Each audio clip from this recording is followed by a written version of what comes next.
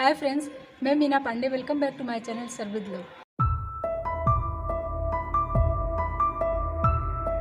Friends, आज मैंने easy way में भरवा मिर्ची बना के तैयार किया जो कि बहुत ही टेस्टी है। तो आइए देख लेते हैं किस तरीके से मैंने बनाया है।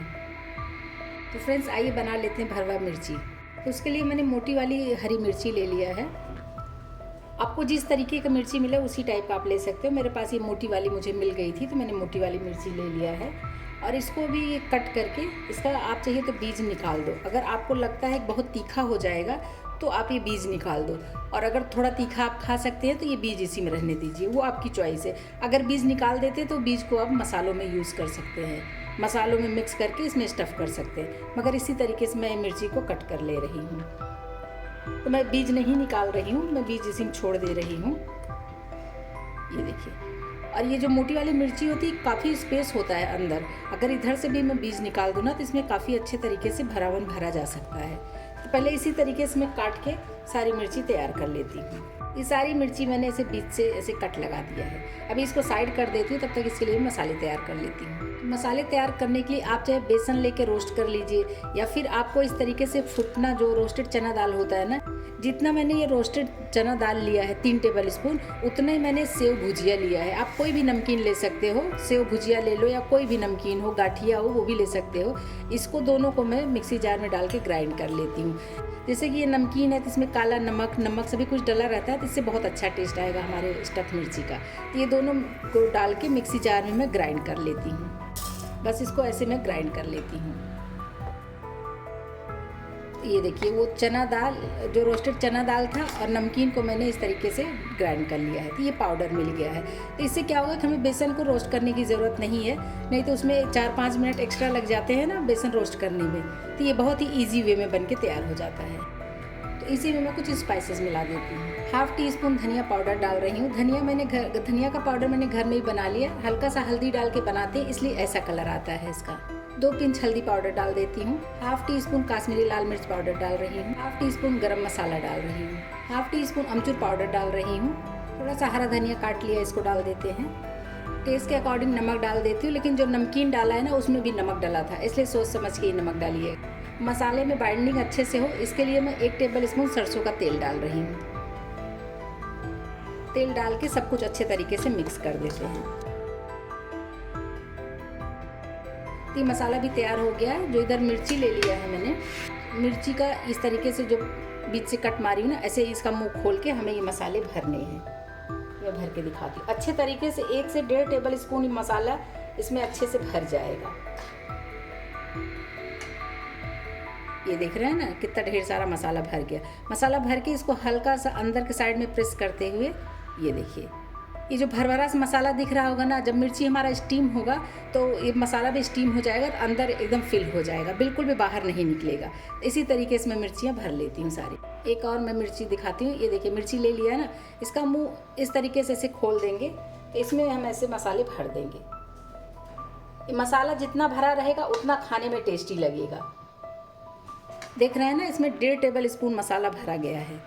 अच्छे तरीके से आप अपने अकॉर्डिंग अगर कम भरना है तो कम भी भर सकते हो। ये देखिए, मसाला भर के हल्का सा ऐसे प्रेस कर दिया। ये जब स्टीम होगा तो अपने आप ही ये मसाला इसी में पक जाएगा और अच्छे तरीके से उसी में फिल हो जाएगा। तो सारी मिर्ची इस तरीके से मैंने स्टफ़ कर दिया, और मसाले जो मैंने बनाए थे फ्रेंड्स, वो सारे मसाले इन्हीं मिर्चियों में आ गए हैं। बिल्कुल भी मसाला हमारा बचा नहीं है। आइए इसको मैं फ्राई कर लेती हूँ। मैंने पैन ले लिया। इसी पैन में 2 टेबल स्पून में सरसों का तेल डाल रही हूँ। सरसों का तेल में बहुत टेस्टी बनता है, इसलिए मैं यूज़ कर रही हूँ। आपकी चॉइस है तो आप रिफाइंड में भी बना सकते हो।